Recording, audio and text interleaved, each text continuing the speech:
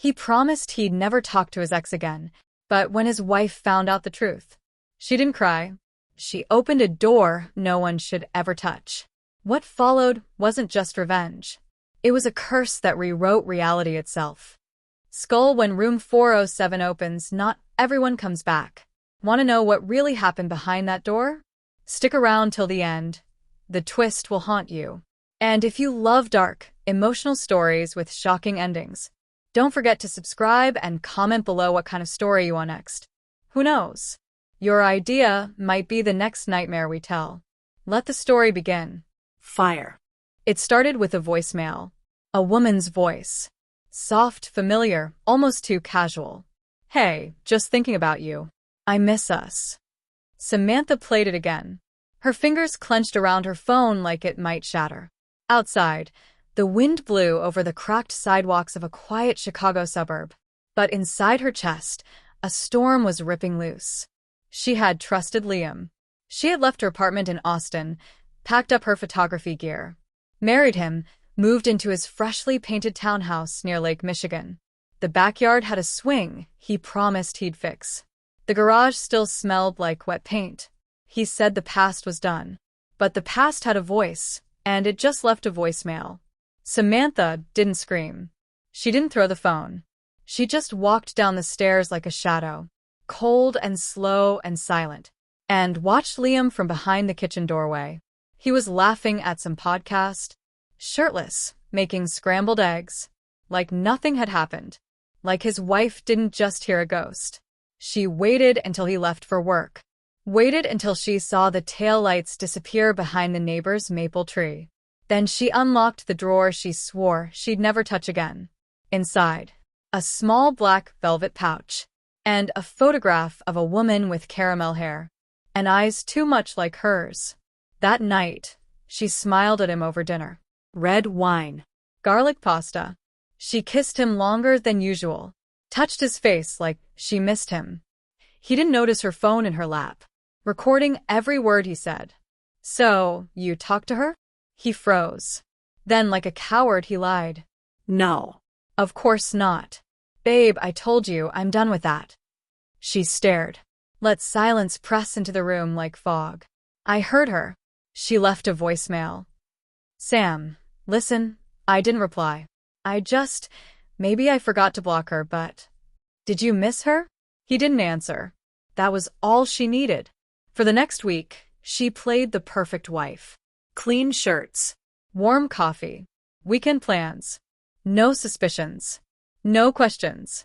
She waited until he left town for a tech conference in Phoenix. He'd be gone 3 nights. Just enough time.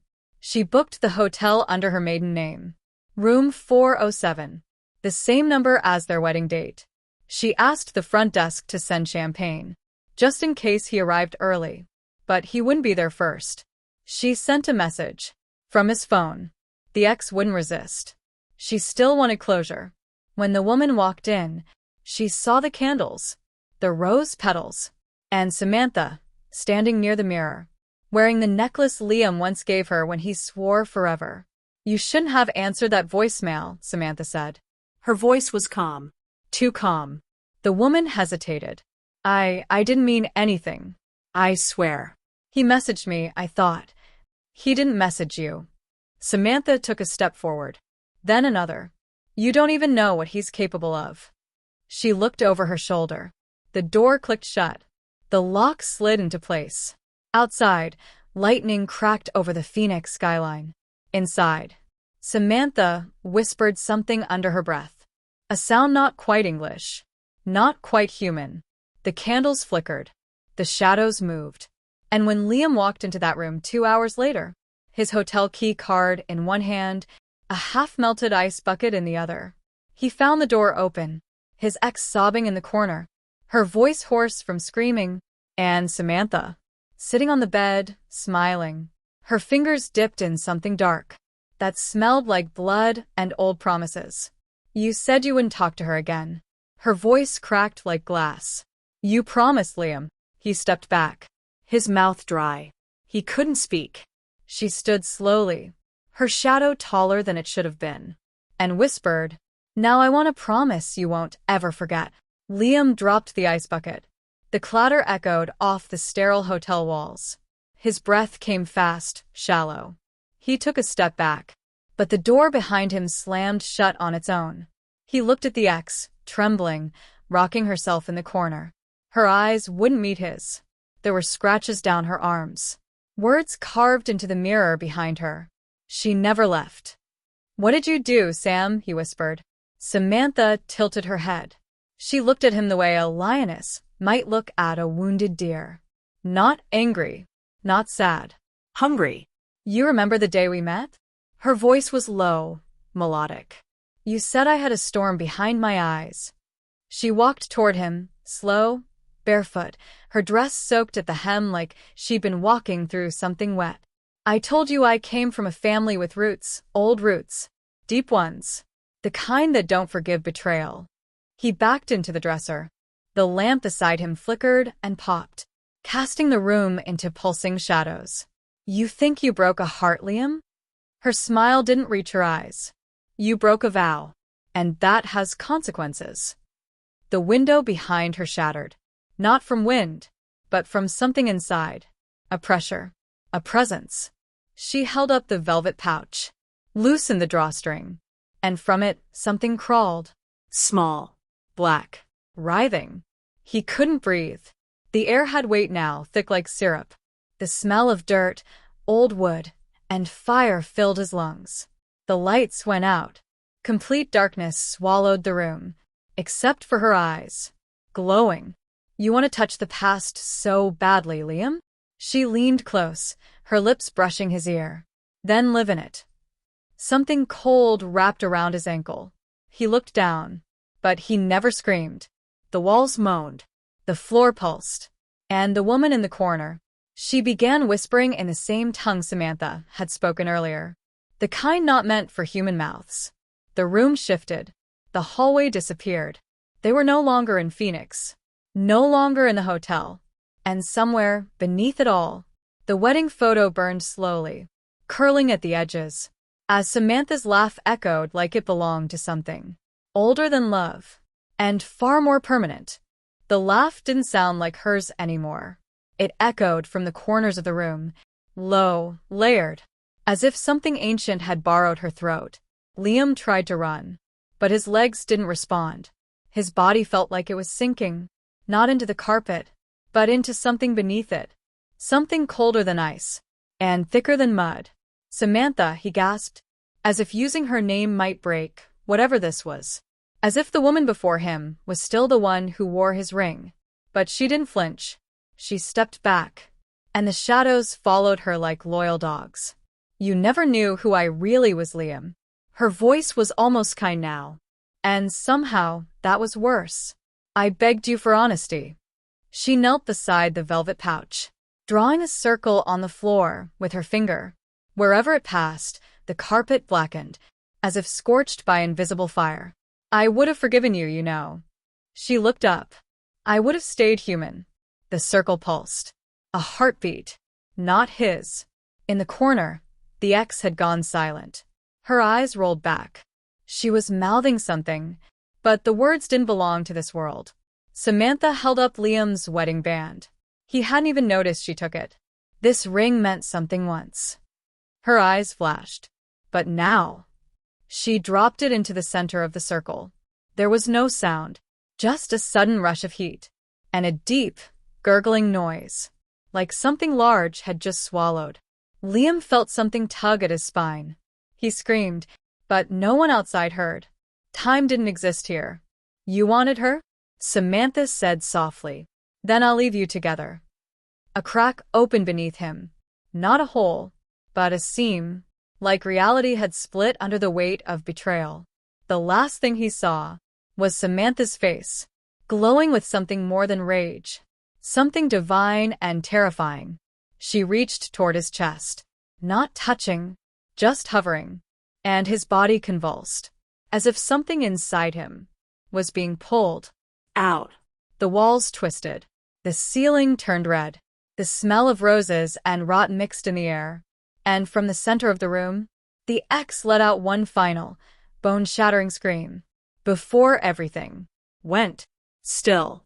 hours later, the front desk knocked. No answer. No sound. Just the faint smell of burnt fabric and something metallic. They entered. Room 407 was empty, the bed untouched, the lights off, but on the mirror, in faint red smears, a message had appeared. He made a promise. And the hotel staff never spoke of room 407 again. Guests stopped booking it. Locks stopped working on that door. And sometimes, late at night, maids swore they could hear a woman's voice, laughing, just behind the glass. The hotel changed ownership the following spring. New branding, new staff. They painted the hallways, replaced the carpeting, even upgraded to keyless entries. But room 407 remained closed. No guests, no bookings. Just a dark plaque on the door, no number, no explanation. Until one night, a young couple checked in during a storm. They were told there were no rooms left. Only 407. The woman behind the desk hesitated, but the man insisted. It's just a room. We're not superstitious. She handed them the key. Didn't say a word. At 2:47 a.m., the couple heard laughter in the hallway. Not children. Not drunk guests. A single woman's laugh. Sharp. Delicate. Too close. The girl opened the door to check. But the hallway was empty. No footsteps. No doors closing. Just that smell. Sweet, like roses left in the sun too long. When she turned around, the room was different. The lights flickered. The mirrors steamed. And her boyfriend was sitting up in bed. His face pale. His eyes locked on the far corner of the room. There's someone in here, he whispered. She turned slowly. There, standing near the bathroom, was a woman in a wedding dress. Soaked. Dark stains around the hem. Her eyes glowed like embers behind a veil. The couple froze. The air turned to ice. The woman raised her hand slowly, revealing a ring, burnt black, still smoking. Then she whispered a single sentence. He promised. The lights exploded. The door slammed. And every device in the room, phone, TV, thermostat, flickered one word, over and over again. Liam. Liam. Liam. Down at the front desk, the girl who checked them in looked at the keys she'd just handed out. Her hands were trembling. There was a note paper-clipped to it. Old. Faded. She'd never seen it before. But she read the words aloud, barely breathing. If she ever speaks his name again, don't open the door. The girl behind the desk dropped the key. It hit the marble floor with a metallic clink, but didn't settle. It spun, and spun, And spun. like time refused to claim it. Upstairs in room 407, the air had gone still, not calm. Dead. The woman in the veil stood inches from the young couple now. The groom-to-be clutched the sheets, his lips moving without sound.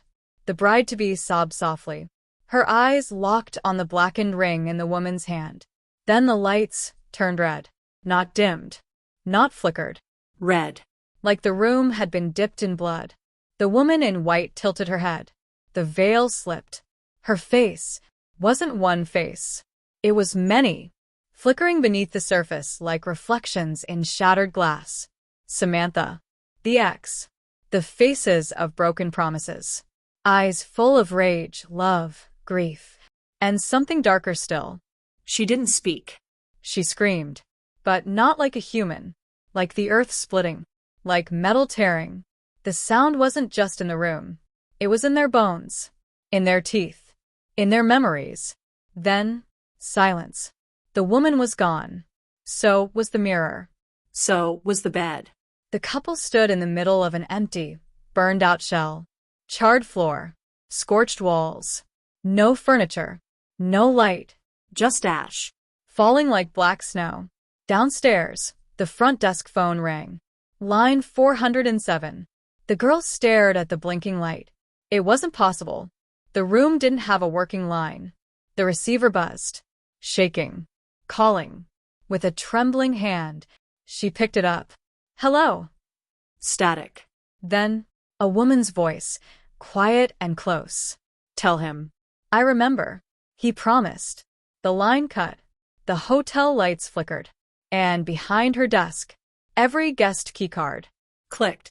out of the drawer Falling. One. By. One. onto the floor, except room 407 Its key. was already gone. The girl stood frozen, heart pounding in her chest like a drum in an empty room. The lobby around her dimmed, as though the power were being drained, not by failure, but by something feeding on the current. She reached for her phone. No signal. No Wi-Fi. Only one notification blinking on her lock screen. New voicemail from unknown. Hands shaking, she pressed play. It was just breathing at first. Wet. Close. Then a voice. Barely a whisper, but clear as glass. Don't lie to her. She always finds out. She dropped the phone. Didn't bother to pick it up. The elevator dinged behind her. A slow, deliberate. She hadn't called it. No one had. The door slid open, revealing only darkness. And the faint, rotting scent of roses Inside. etched into the back wall. In what looked like fingernails or something sharper was one word: Liam. At the same time, room 407's door creaked open upstairs. A bellboy, unaware of everything, was passing by with linens. He paused, Frowned. set the card aside. Ma'am? Sir? Did you call for service? No answer. Just a whisper. He turned his head. It was a woman's voice. Muffled. Crying. Help me? He stepped inside. The lights behind him snapped off. The hallway door slammed shut. And the cart of linens slowly rolled back. Down the hallway. On its own. The front desk girl heard the echo of the door. Then the crying. Then the silence. She grabbed the hotel logbook. Flipped to the archived records. Room 407. One last registered guest before they stopped assigning it. Liam Whitaker. Checked in. Never checked out. But scribbled beneath his name in thick black ink. No handwriting she recognized were the words. Love doesn't haunt. Broken promises do. Suddenly, the lobby chandeliers flickered violently, and every mirror in the building shattered. In unison, upstairs, from behind the closed door of room 407, a woman's voice began to sing. Soft. Beautiful, like a lullaby. But beneath the melody was something else. Something crawling. Something waiting. And just as the hotel went dark again, the elevator began to descend, even though no one had pressed a button. And it wasn't stopping. On the way down, the elevator kept ascending, past the lobby, past the basement, past levels that didn't exist on any blueprint the girl had ever seen. Its screen flashed numbers that made no sense. -1, -2, -3, then letters, then symbols, then nothing. Inside the elevator, the walls began to weep. Not water, but something black and warm, with the scent of rust and wilted petals. The girl at the front desk heard it all through the static hum of the lobby speakers, which had turned on by themselves. From them, the lullaby played softly, distorted like it was being sung underwater. She took a step back. The bell above the door chimed. No one entered, just wind, and a folded photograph that slid across the tile, and stopped at her feet. She picked it up, unfolded it. It was old, sepia-toned, a wedding photo. Liam and Samantha, smiling. But her face had changed. The smile was there, but her eyes had been scratched out. Not with a pen, not with time, with something deliberate. On the back, written in jagged block letters. She only needed one truth. You gave her none. The lights above the reception desk popped, glass raining down like icy confetti. The front doors of the hotel slammed shut, locking from the inside. And from somewhere deep in the belly of the building, far below the lobby, beneath stone, beneath memory, Came a sound. not a scream, a plea. Help me. The same voice, over and over. But with each repetition, The tone changed. less scared, more hungry, more patient. And in the silence between those calls, the girl finally noticed something on the back of the hotel ledger. A faint embossing, hidden unless the light hit it just right. It was a symbol, a circle, a veil, and a flame. She didn't know what it meant, but someone had drawn it beside one sentence. Room 407 isn't a room. It's a door. Then, the elevator dinged. She turned slowly. Its doors opened, but no one was inside. Only a trail of black footprints, leading out, across the lobby, and stopping, right in front of her. She couldn't move, couldn't scream. The air around her felt pressed in, tight like the world had shrunk to just that one spot. Between the elevator and her pounding chest, the footprints were wet, not with water. Something thicker. They steamed, slightly, against the cool tile floor. She followed the trail with her eyes, refusing to look up, terrified of what she might see. If she did, but something was there. She could feel it. Not a presence. An absence. A void wrapped in skin. A whisper slithered against her ear, though no one was near enough to whisper. Where is he? Her throat went dry. I don't know who, the whisper returned. Colder. Inside her head this time. You touched his name. That's enough. The lobby mirrors, what was left of them, began to reform. Not with glass. With smoke. Swirling, writhing, shaping themselves into reflections of people she'd never met, but instantly recognized. The ex. The bellboy. The couple. Even Liam. Their faces pressed against the glass, mouths moving, screaming silently. And then she saw herself, standing at the desk. Frozen, just like now. But in the reflection, she was smiling. The girl took a step back, and her reflection didn't move. It leaned forward instead, tilting its head with that same terrifying calm Samantha once had. Then the lobby lights exploded, not flickered, exploded, and for one brief moment, she saw the entire hotel hallway behind her, reflected in all those smoky mirrors. And in every single room, the door was open. People stood inside, or what used to be people, some crying, some watching, some waiting. 1,000 broken promises, standing silently behind thin curtains of reality, all tethered to that one name, Liam.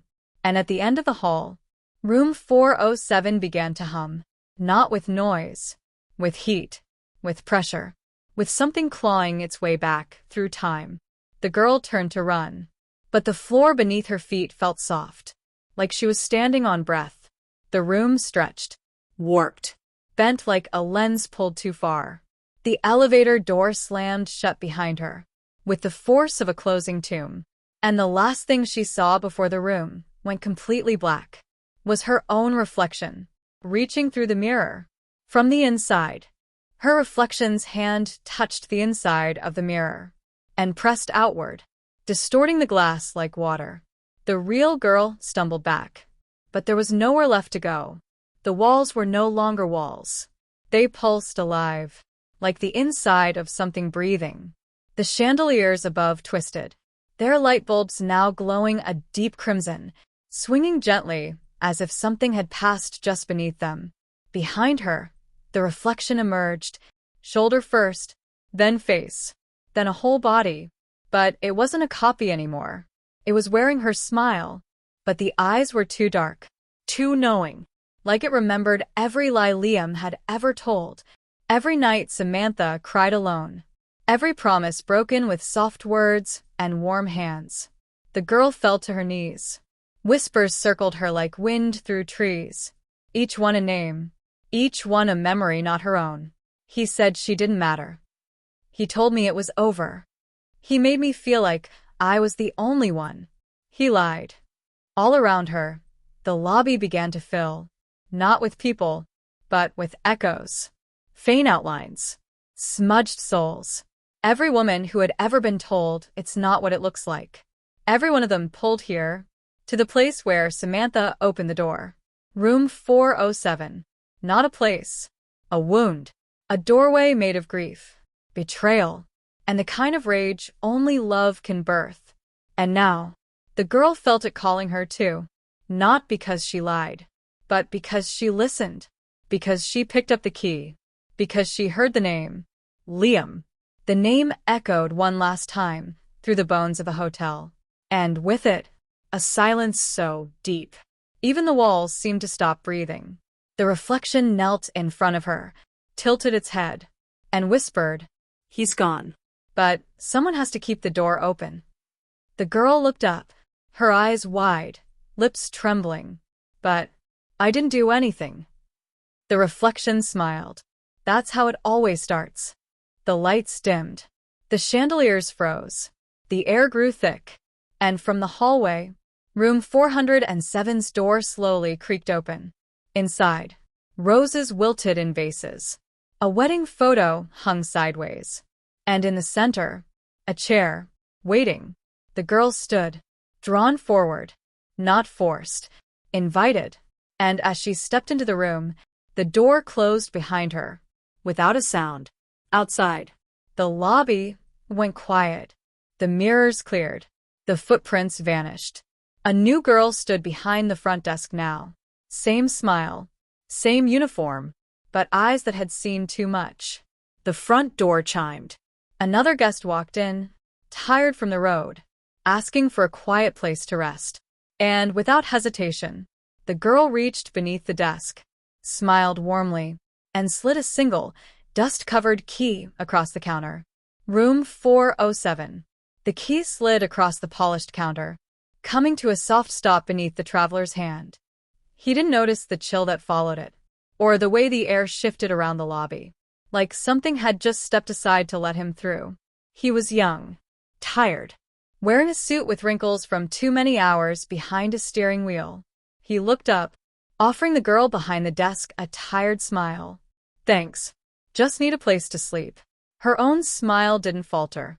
Not once. But her eyes, dark and calm and impossibly still, held something ancient, something watching. "Of course," she said softly. "Just one night." "Yeah. Early meeting in the morning. I'll be gone before sunrise." Her fingers paused briefly over the guest log. She glanced at the name. Michael Whitaker. Her smile twitched. "Barely. Enjoy your stay, Mr. Whitaker."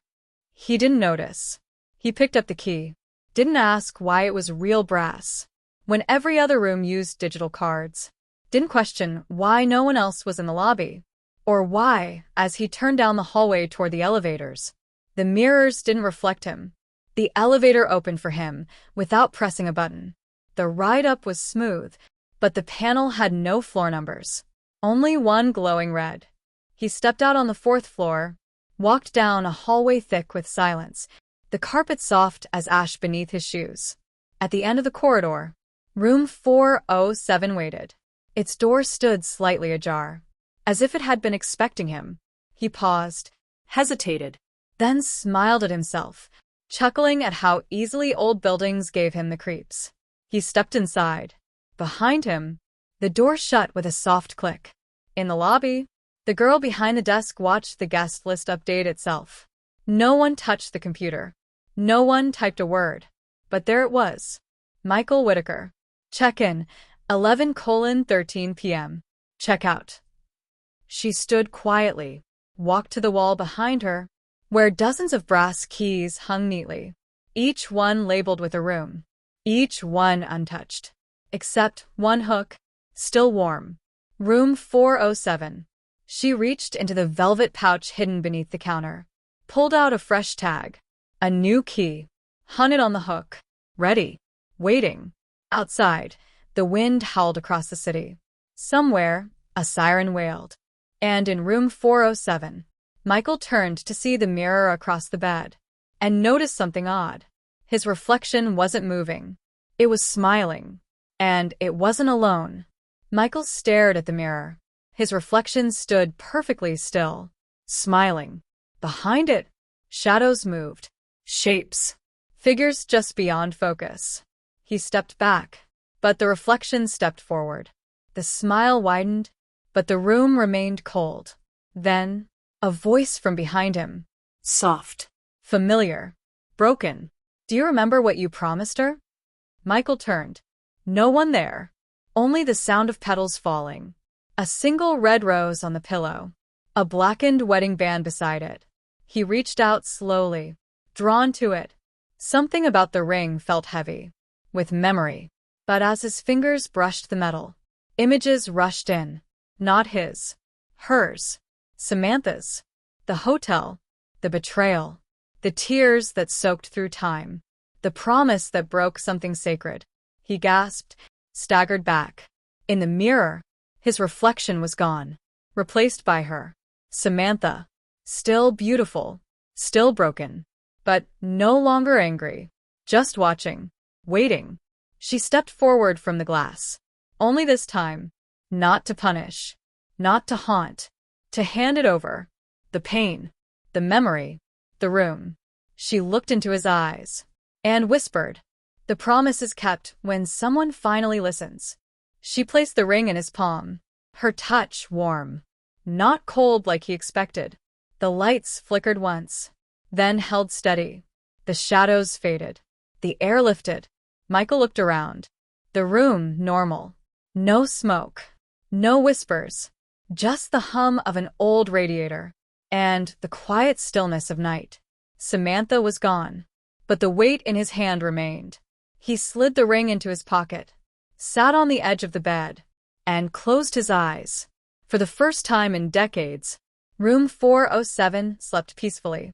Downstairs, the girl behind the desk stood slowly, watching the key hook shimmer once, then fade to black. She smiled. A real one this time. And as morning light spilled through the hotel doors, she whispered to herself, a farewell not of fear, but of release. Some doors don't need to be closed. They just need to be understood. And outside, the city woke up, unknowing, unchanged, except for one room, on one forgotten floor, where promises no longer screamed. They finally rested.